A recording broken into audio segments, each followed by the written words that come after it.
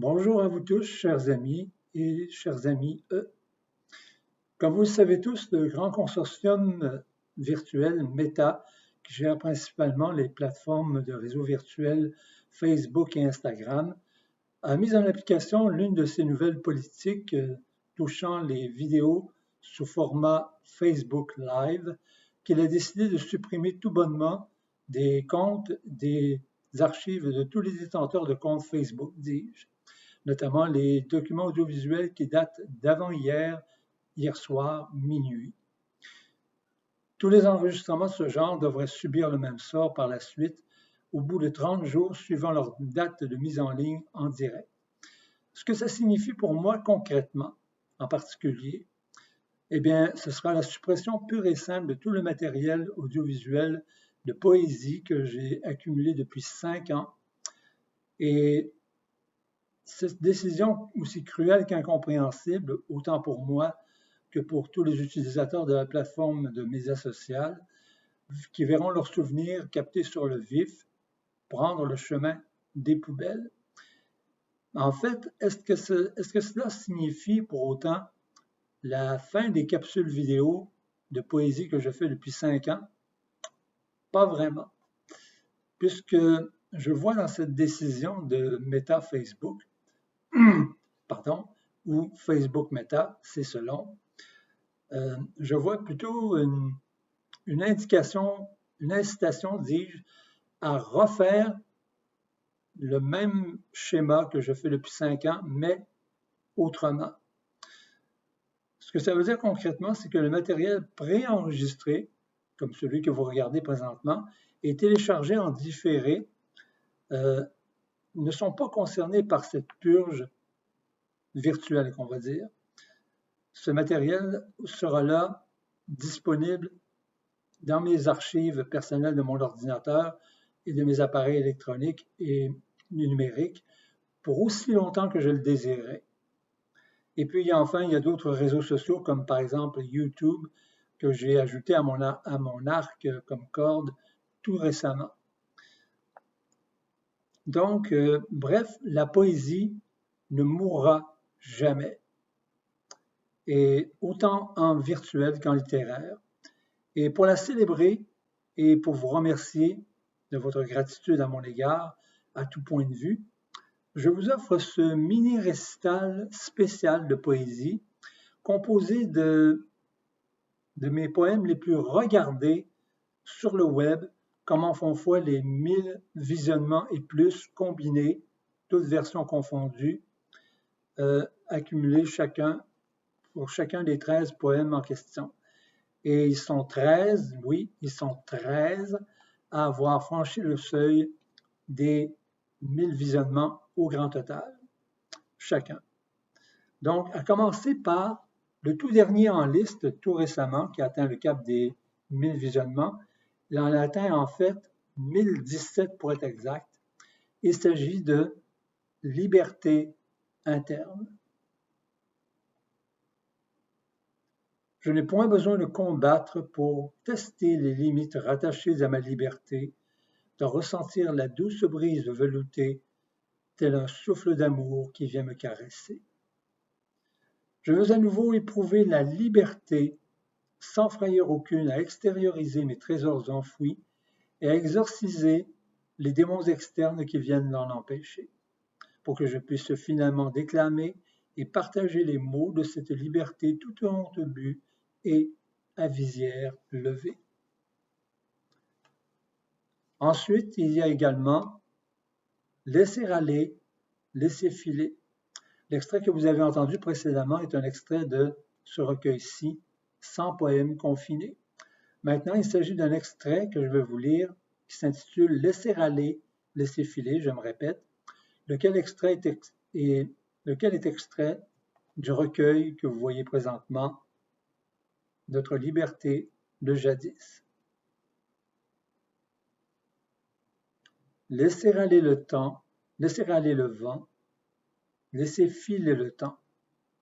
Tout laisser glisser cela jusqu'à temps que le souffle de la poudrerie vienne flatter les congères de neige et les faire onduler d'une douce caresse balayant le blanc manteau orné de ses plumes et ses cristaux immaculés tel un sourire à belles dents d'une femme séduisante et bien comme il faut. Même avec une chevelure argentée, elle pourrait être tout de même en mesure de me combler dans mes désirs les plus secrets si la jeunesse de son cœur résiste à l'usure. Son âme, telle la brise glaciale de l'hiver, suffirait à venir réchauffer mes entrailles, meurtries par le baume chaud, mais pervers, de mes amours tombés sur le champ de bataille. Qui a dit que guerre rimait avec sagesse et que justice rimait avec liberté? Si celle-ci se paie sans aucune tendresse, alors que vaut celle de mon âme esselée?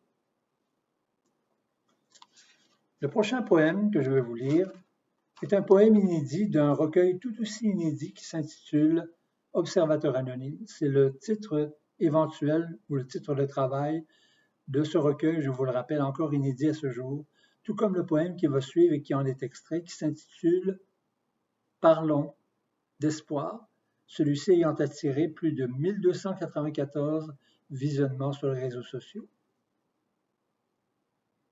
La fin justifie les moyens. Vraiment? La fin n'est autre que ce qu'on en fait. Tout est question de perception, celle qui s'imprègne à la rétine des yeux et celle des voies impénétrables de Dieu que certains appellent fatalité. Je préfère en parler comme d'un signe du destin, au sens large et spécifique, à la fois et au-delà du mauvais karma. Je ne crois ni en un Dieu dogmatique, ni au hasard magique, juste en les destins qui s'entrecroisent et se croisent. Même une fois disparus, au loin des souvenirs, nous préférons n'en retenir que du bien, au-delà de tout du tort causé, pour servir de leçon d'humanité, la conscientiser à sa fragilité et sa vulnérabilité, la plus tarie et enfouie dans sa nature intrinsèque. La fin justifie les moyens. Vraiment? Tout est dans l'attitude, l'ouverture d'esprit, le pragmatisme et la façon de voir les choses, pour ensuite s'en servir à meilleur escient, l'utiliser plus efficacement dans nos vies de mortels et nos vies spirituelles. Pour y parvenir, on doit d'abord s'écouter avec honnêteté, se traiter en toute impartialité et équité, en ne cédant point à l'impulsivité qui, en nos égaux, certes nous satisfait, mais de façon momentanée, car en bout de ligne, elle n'est partagée que par une poignée d'individus regroupés afin de diviser pour mieux régner et creuser les iniquités qui y existaient déjà, pour bâtir sur du solide, croit-il, qui n'est au fond qu'un colosse aux pieds d'argile. Donc la fin justifie-t-elle les moyens? Pas vraiment, car rien n'est immuable en ce bas monde, ni la vie en général ou en particulier, ni la santé globale, ni même la santé mentale. Prenons bien soin de celle-ci, la nôtre comme celle des autres, parmi les gens qui nous tiennent à cœur et ceux dont on ne voit le cœur que lorsque l'on les découvre enfin, après un long bout de chemin avec eux, en conversant, en échangeant, en communiquant verbalement, incluant les confidences du cœur en toute confiance envers soi et les autres, pour se respecter et s'aimer soi-même et en nous-mêmes, pour ne plus se stigmatiser ni se mépriser. Pour paraphraser Pablo Neruda, silence en nous, le capitaine va parler, silence en soi, laissons nos cœurs parler d'espoir. Le prochain poème a recueilli 1387 visionnements sur les réseaux sociaux au grand total. Il s'agit d'un poème extrait d'un recueil en cours de parution qui devrait paraître bientôt, d'ici la fin de l'année, on l'espère, si les finances vont bien. Le recueil s'intitule « En soi » et le poème qui en est extrait, que je vais vous lire à l'instant, s'intitule « Tous les sens ». Un beau jour, pour la première fois, J'ai vu la lumière du jour venir m'éblouir en mon ornière interne, sans trop savoir ce que c'était, car à ce moment-là, au monde, j'arrivais. Mon ouïe alors entendit le son verbalement indéfini de l'acuité aiguë de mes cris, les tout premiers de ma vie pour démontrer que je vis. Et puis c'est une fois que je suis sorti de mon cocon de silence fœtal, que j'ai alors ressenti le froid de l'air glacial venir agresser la nudité de ma peau naguère au chaud. Quelques mois plus tard, c'est apeuré par la noire solitude de ma chambre à coucher que pour la première fois j'ai humé les beaux-arts, la tombée en ruine des beaux-arts de la cuisine. Enfin, retour en arrière jusqu'au bout du sein de ma mère pour savourer la volupté du lait de la maternité et me rappeler pour l'éternité l'amour qu'elle m'aura légué. Le prochain poème est extrait du recueil appelé « À l'aube de la croissance » dont voici la page couverture. Ce poème s'intitule « Prendre sa juste place » qui a recueilli au total 1412 visionnements sur les réseaux sociaux. Prendre sa place, celle qui nous revient de plein droit, celle qui nous appartient comme il se doit, comme allant de soi, afin d'adhérer au reste de la société, quitte à brandir l'épée au-dessus de la mêlée. Travailler plus fort que les autres pour être meilleur que les autres, pour être curieux à propos de tout et pour connaître tout sur tout, afin d'un jour pouvoir prendre la décision de soi-même passer à l'action, tout en se motivant, tout en ayant la volonté résolue d'avancer vers un avenir bâti de nos souvenirs qui nous rend plus qualifiés, plus outillés et plus expérimentés pour ensuite affronter l'avenir, apprendre, découvrir et explorer pour pouvoir un jour être en paix avec soi et le reste de l'humanité et voir sa laideur devenir beauté, comme le vilain petit canard qui devient ensuite un cygne, comme la chenille rampante qui devient ensuite un papillon. Qu'on lui trouve de belles qualités, qu'on l'accepte dans son intégrité, au-delà des regards posés sur sa personne, sans que ces regards ne se détournent comme s'il n'avait vu personne. Moi, j'ose m'accepter tel que je suis, car j'ose vivre et m'affirmer tel que je suis, même si je voudrais n'en avoir conscience. C'est ma force, mon essence, ma résilience. C'est mon inspiration, mon souffle de vie, mon cri de guerre sur le champ de bataille. C'est la dureté de mon moral et de mon esprit s'élevant au-dessus de toute pagaille, de ce que je ressens quelquefois, mais envers quoi je veux placer ma foi, dans le simple but de vivre heureux et d'inciter les autres à être plus joyeux, et ce malgré leurs tout petits soucis, pour mieux saisir ce que ça signifie, le défi de vivre dans l'adversité qui nous pousse toujours à nous surpasser.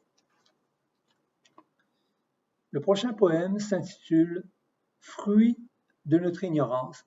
C'est là que tout a été déclenché il y a 5 ans. Le tout premier poème, la toute première capsule de poésie à avoir été tournée sur les réseaux sociaux qui en a récolté au bout du compte 1461 visionnements. Un extrait de 100 poèmes confinés. Fruit de notre ignorance. Inconsciemment, nous avons tous cette tendance au laisser-aller, à défaut de compétences dignes de la plus sage des gouvernances. C'est bien là, hélas, le fruit de notre ignorance. Nous passons la majorité de notre temps les uns les autres à se désinformer, tout en nous croyant être dûment informés et en nous reprochant ne point en dire autant.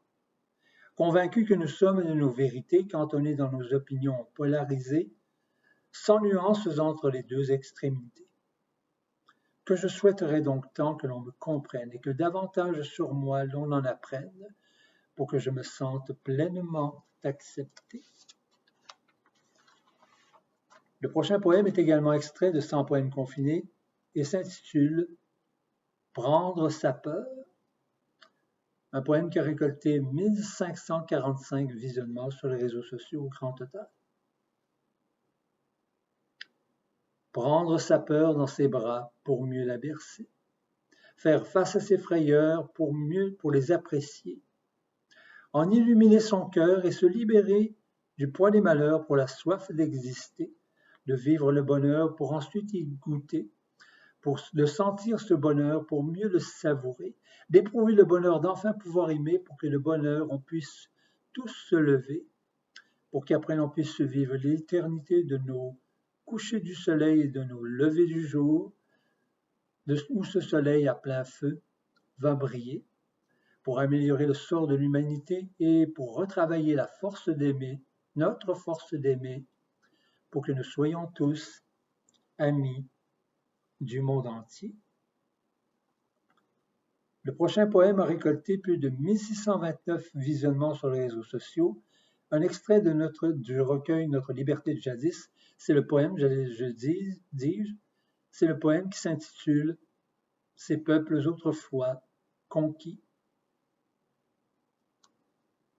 Je suis tombé amoureux d'une jeune femme des peuples autrefois conquis, mais dont se maintiendra toujours en vie la flamme de ma chérie. En moi, elle fit déchaîner des feux de passion. Mon cœur en fut conquis. Elle devint ma muse, mon inspiration, mon égérie. Ses ancêtres furent promis aux colons blancs, mais jamais leurs semblables ne s'éteindront, ni leur langue, leurs tribus ou leurs traditions. Du visage pâle un jour, ils triompheront, car c'est de survie dont il est ici question, celle d'une culture vouée à l'extinction lente et à petit feu des Premières Nations. D'une autochtone, mon cœur bat au diapason. Le prochain poème s'intitule « Savoir écouter pour faire aimer ». Un extrait du recueil À l'aube de la croissance, un poème qui a récolté plus de 1705 visionnements sur les réseaux sociaux au grand total.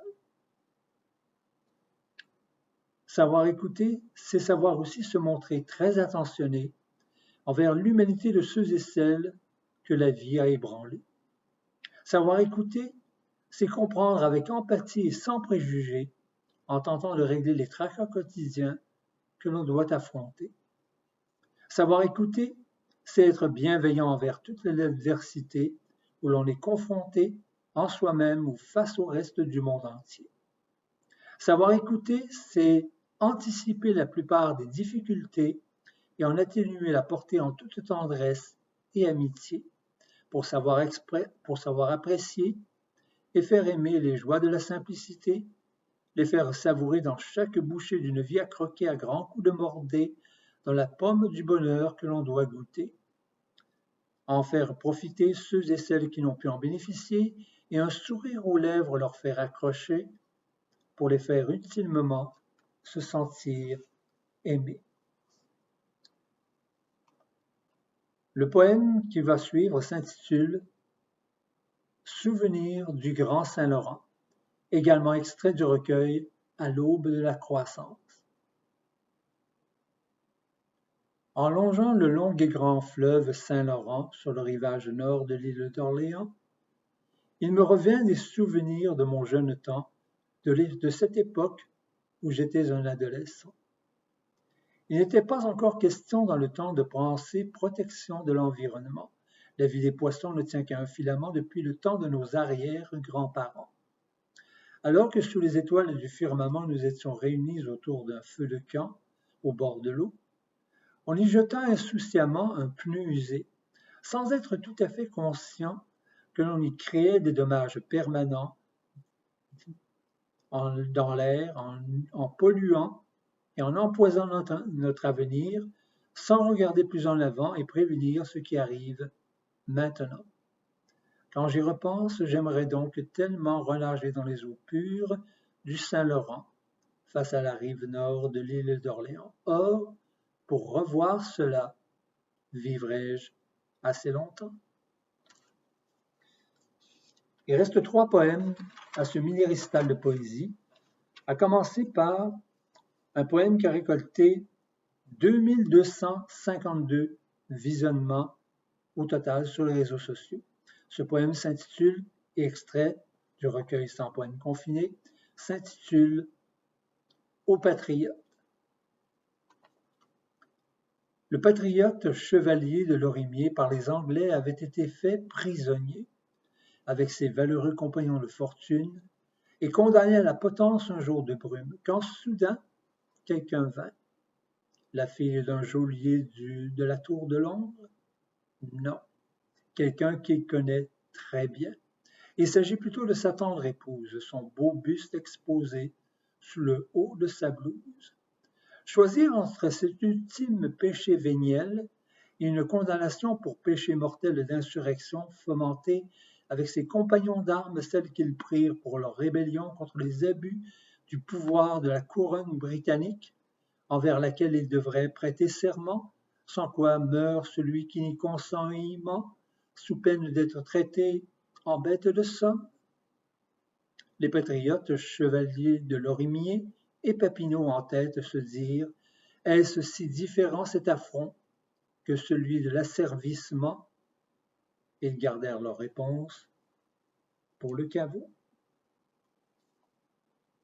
L'avant-dernier poème de ce récital s'intitule « Un adversaire comme le cancer », dédié à la mémoire de Guy Lafleur et extrait du recueil « À l'aube de la croissance », ayant récolté plus de 2435 visionnements sur les réseaux sociaux.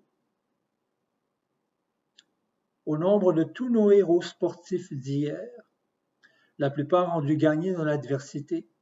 Quelques-uns d'entre eux en ont même triomphé, mais rarissimes furent ceux qui auront su devoir affronter le cancer comme adversaire.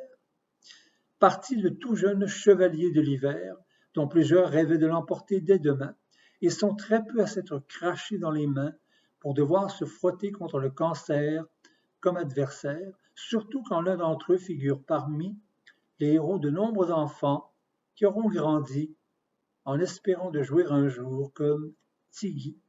Salut, Monsieur Guy Lafleur. Et on termine ce mini-récital de poésie en beauté avec le meilleur des meilleurs, le champion de toute catégorie, avec plus de 2448 visionnements sur les réseaux sociaux. Ce poème, extrait d'un recueil inédit encore à ce jour, qui devrait paraître très bientôt, intitulé En soi, c'est le nom du recueil. Ce poème s'intitule et il est dédié aux anciens combattants de tout acabit. Se souvient-on de moi? Après la hargne et l'âpreté de ces combats menés au nom de l'amour de notre patrie, dans lesquels j'aurais donné mon corps et ma vie, au jour du souvenir, se souvient-on de moi? Après avoir côtoyé de près le trépas semé au nom de l'amour de notre pays, dans lequel j'aurais abandonné mon esprit, au jour du souvenir, se souvient-on de moi?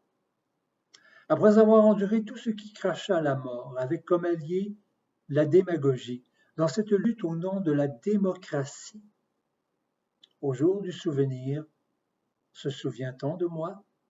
Après tout cela, depuis, je lutte et me bats dans une guerre au nom de ma propre survie, dans laquelle j'aurais sombré dans la folie. Le jour du souvenir, se souvient-on de moi? Depuis, la bonté humaine a cédé le pas au rejet dans l'itinérance et le mépris. Après que les héros eurent été applaudis, ce jour-là, qui se souviendra vraiment de moi? C'est ainsi que se termine ce mini-récital spécial de poésie avec les 13 meilleurs poèmes qui ont récolté le plus de visionnements sur les réseaux sociaux. Sur ce, je vous remercie attentivement de votre attention. Je ne retiens pas plus de votre temps. Je vous dis à la prochaine, comme dirait Édouard Carpentier à la lutte, si Dieu le veut. Au revoir.